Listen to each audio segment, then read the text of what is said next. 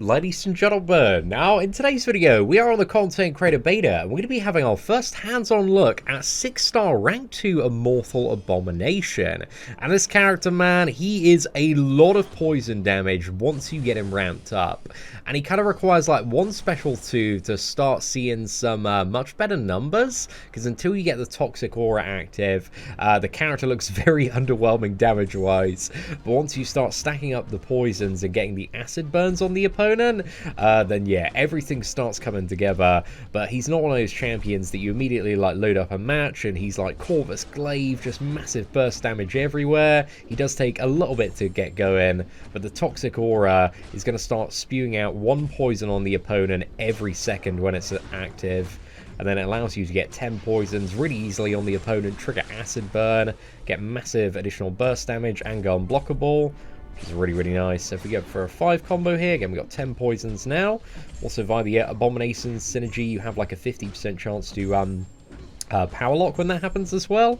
And you'd see Sabertooth is just melting. If we use SP1 as well, we get a nice little Petrify on top of that. And all of the debuffs, man, are just fantastic for reversal. And again, because he's got the acid burn on him now, he's also unblockable, so we can just tear in there.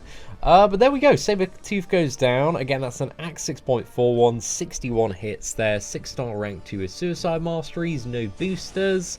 So yeah, he does take like a little bit to get going. There's definitely like, what is it, 20-25 hits, maybe even a little bit more, where you don't have like too much damage output. But as soon as that aura gets up, man, this champion really starts cooking on gas. But the thing is, if you can't poison the opponent, this character is rubbish. He's so bad. So you want to bring him to matchups where you can poison. And there are a lot of really annoying top tier defenders that are very vulnerable to poison. That's a good part about Abomination. His poison immunity has been a little bit more of a rarity over the last couple of years. So now we got a toxic aura up, and the toxic aura is paused as long as you have poison on you. Let's go in. Again, I love the unblockable while the opponent has acid burn. So you can just get additional combos, and also if your opponent's like, what is it, close to acid burn as well, you can just beat into the block and hopefully get unblockable there. But yeah, it just works quite nicely for shredding through certain opponents. But should we try the Spider-Man matchup? I don't think this one's going to be like the best matchup in the world. We do have class disadvantage, and also Abomination doesn't counter evade on Spider-Man, but he also does have the aggression regeneration node, which he should counter quite nicely. Again, any scenario where there's high regeneration, Slam should be pretty good for. He also has a very interesting thing on blocked hits as well, which applies a 30% weakness. So if there's like a special attack that deals loads, or you take a full combo like that, you can see you just stack up weakness very quickly and then like don't take much block damage at all. So it's actually really, really good for dealing with like high block damage scenarios. That's a nice bit of utility there.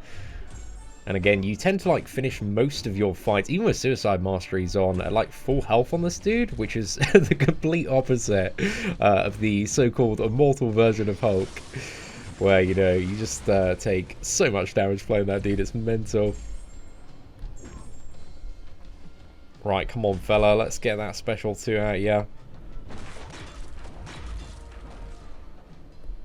Nice.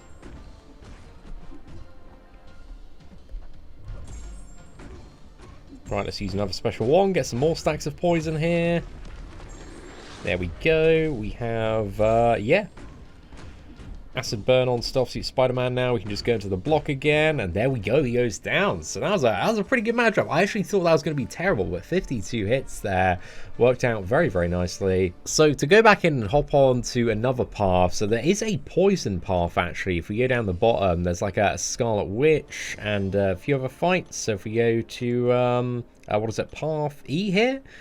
So yeah, we got a poison node, and poison nodes, he just uses like every single poison to his advantage. So more poisons on him, really, really good. More poisons on the opponent is a really, really good time as well. So a matchup like Scarlet Witch is going to be great. Also like Man-Thing, he should be really good for as well, because Man-Thing is immune to, what is it, bleed, but not poison. And you're getting poison like so much in that matchup as well. Also, a lot of the Mystic characters aren't immune to poison. I think Mojo as well should be another matchup where he does shine quite nicely. You should be able to like fully block that SP1 and take almost no damage because of the stacking weakness. Let's go for cheeky level 5 combo here. Again, like, until you get that special 2, there is, it's not too much to be excited about on Abomination. And then he just turns into a beast mode champion. Let's go. I love the unblockable as well. I'm such a big fan of unblockable mechanics. So you can just, like, be very cheeky and, like, chain in after a combo. And you can stack up your Toxic Aura up to a grand total of 4 times, and for each stack then it applies your poisons faster and faster by 0.25 seconds, or I think 25% actually. So yeah, in longer fights and scenarios, man, that could be really, really good and present some interesting stuff, because it consumes the poison on you at the same rate, and the special one is for generating additional poison on you as well. It gives you like 6 poison while you've got a Toxic Aura active. But you do need to play quite aggressively to stack up multiple stacks. But even at 1 stack, man, he's got some pretty good damage output. But again, that can be crazier stuff. But if you get 4 stacks and then special 3, which is so hard to do, like the only place you can potentially do that at the moment, I think is Labyrinth of Legends. Maybe some Abyss fights as well. And you can see a really nice burst of damage from Immortal Abomination there. But yeah, he's pretty good for, you know, your average Act 6 fight. But he does have that damage ramp up for bigger health pools in the future as well. And I think we just chill there for a second. Kind of want to be in a position where you can beat in during the... what is it? The bigger poison. Also, the nice thing is, like, once you got Toxic Aura active as well, special 1 with the duration is applying a few stacks of poison, just being near the opponent. Now, one thing I want to highlight as well is just the value of all the debuffs that he applies. Again, for those like Diss Track, if you've got Masochism as well, brilliant counter for that. And also, unfortunately, on the Content Creator Beta, we actually don't have access to the monthly Cavalier event quest. But theoretically, man, with all the debuffs, you'd be absolutely insane for that, because you'd be able to, yeah, get the 20 stacks of Fury very, very quickly and just mega charge his damage as well. So I think he's going to be fantastic for that node that we have in place at the moment. But here we have a Masochism path. So once we get the aura active again, we're just spewing out poison constantly. Lots of debuffs. Also weakness debuffs as well on any blocked or parried hits. It just makes it very easy to get debuffs off and just completely ignore the Masochism node. But ideally, again, we do need to get to the special 2 before that. Again, there's not not too much exciting going on before we hit that special 2. But then once we do, we're in winning territory, boys. Right, so let's go for it.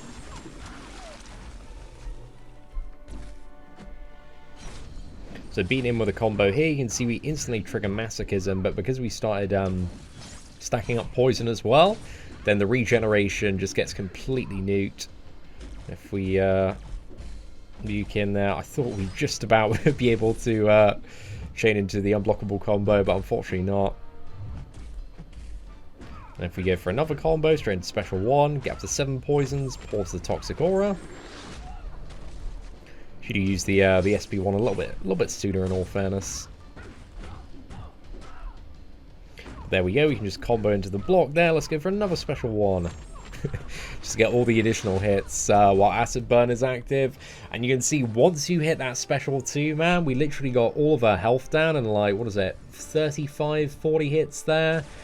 So yeah, this guy, he just gets going, man, and I really, really enjoy it. I just see like a lot of uses for this dude, not only for current content, but also for future content as well. Oh, dude, I got totally backdrafted by that Doc Ock there, man. Oh my god, he did it again!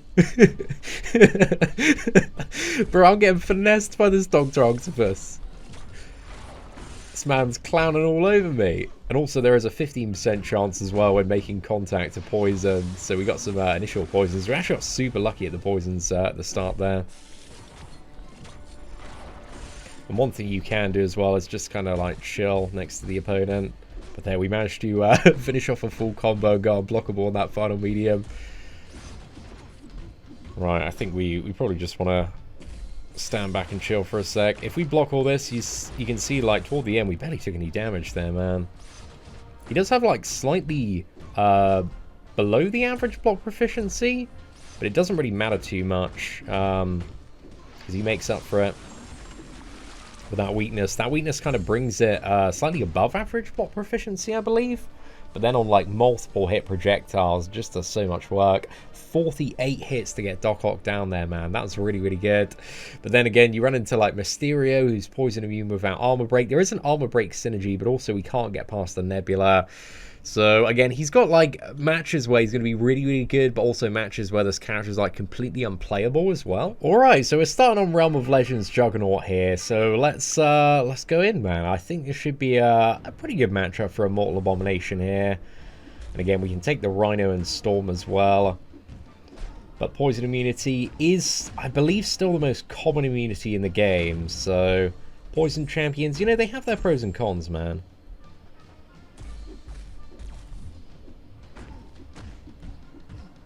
Alright, let's get that special 2 active if we can. I think this fight is not so long that we want to go for the special 3. But I can show you guys what the special 3 looks like, actually. Because I actually haven't, I haven't shown that at all so far. So let's, we want to be able to, like, instantly nuke in after the SP3. So I just want to get, like, a good lineup with a stun here. Probably instantly going to go for his SP1 there. Fantastic. Cheeky bit of sarcasm there.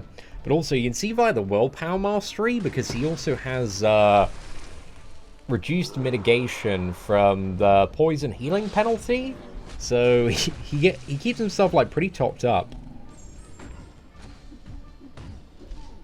which is very nice. But again, we don't have the poison aura here, so it's a little bit of an annoying time. But after the special 3, then the first aura you throw consumes poison slower. And then that applies to all of the auras that you've got stacked on top of it until one expires. So yeah, it just makes it so much easier to stack up the auras in longer fights, but it's not really that worth it unless you're in like Labyrinth of Legends, at least in my testing and experience so far.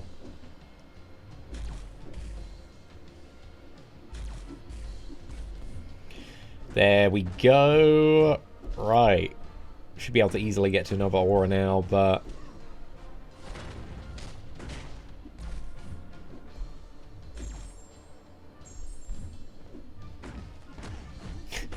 thing is, it's like not really too needed.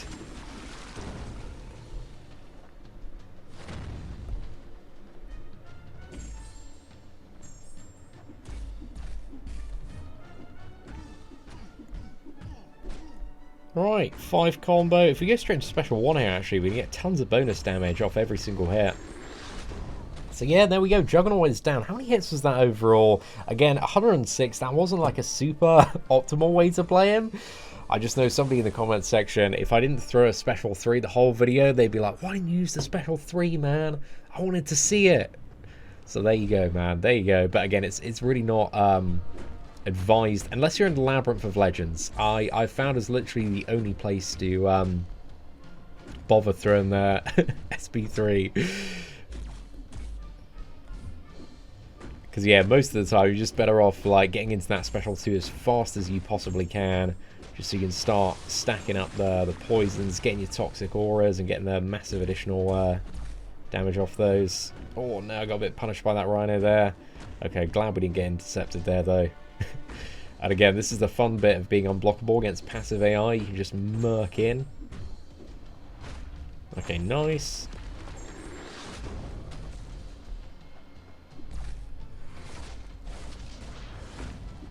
You can also, if you want to maximize damage, stay very close to the opponent on every single special. And then they'll just be, yeah, getting poisons on themselves. You see, we're getting a little bit of healing with willpower there, get topped up. Again, ideally, if you want to stay topped up, you don't want to be throwing a lot of SP1s, but it definitely can be a bit of a damage increase. Also with Nick Fury and Gold Paul synergy, we can just heal up, start next fight regardless. So we chill him for the most part.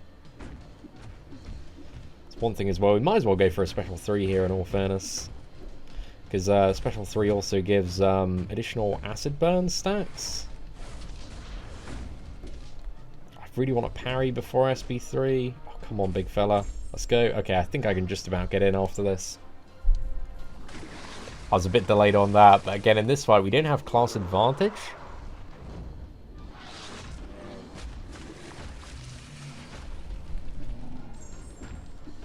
Right, let's murk in, and you can see there, we just deal a massive damage after that one, man. Like 7,000 per hit. So that was actually 132 hits.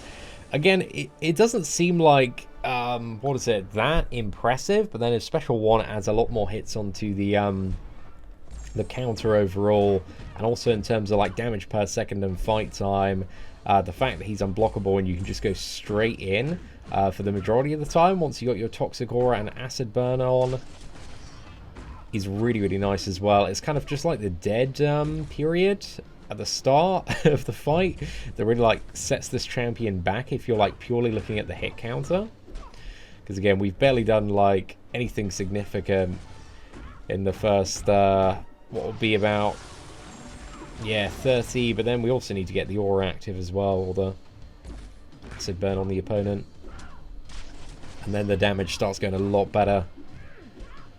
See, it's just racking up there. Let's go for a nice little special 1, keep Storm in the corner. You can see in comparison to the start of the match, man, starts dropping so much quicker. How many hits does the SB1 have actually? Is it 6 or 5? Oh, it's 5 hits, yeah.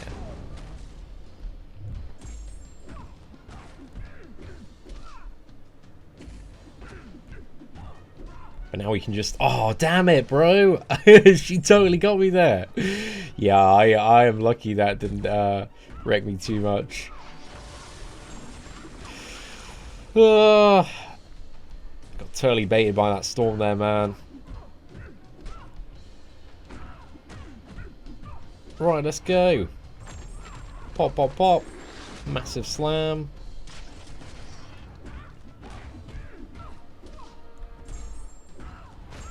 Another SB1 might be enough. Storm is down. I think that's still going to be about 100 or so hits on the old combo meter. But in all fairness, I don't think his damage output feels incredibly lagging or bad when you're playing the character. It feels like you really get into his rotation a lot of the time, and there's a lot to pay attention to with you know, looking at your poison stacks and acid burn and just figuring out when you can kind of dive in and punish the opponent. So yeah, overall, I really do like Immortal Abomination. I think once you get into the fight and get your toxic aura active, he's got some really good damage output, got some great survivability with all the weakness debuffs that he applies to the opponent. And again, there's so much utility in the massive debuffs that he does apply for certain nodes like Masochism, Diss Track, the Science Cavalier one, and I think more nodes and scenarios in the future as well, and Act 7 where this character is hopefully going to shine. Again, any scenario also where there's poison on the opponent or you can get more poison, then that is going to further bolster his damage output as well. So yeah, I think he's a pretty cool character. I think for the tier list ranking, probably going to start him off in the regular A God tier category, maybe a solid God tier promotion in the future. I don't see anything about this character currently that is like beyond God tier, absolutely game breaking amazing. I think he's just a really well designed poison champion. So yeah, ladies and gentlemen, let me know your thoughts in the comments section below, and if you did enjoy today's video, please do smash that like button, that'd be greatly appreciated. Aside from that, thank you all very much for watching, take care, and I hope that you have an absolutely fantastic day.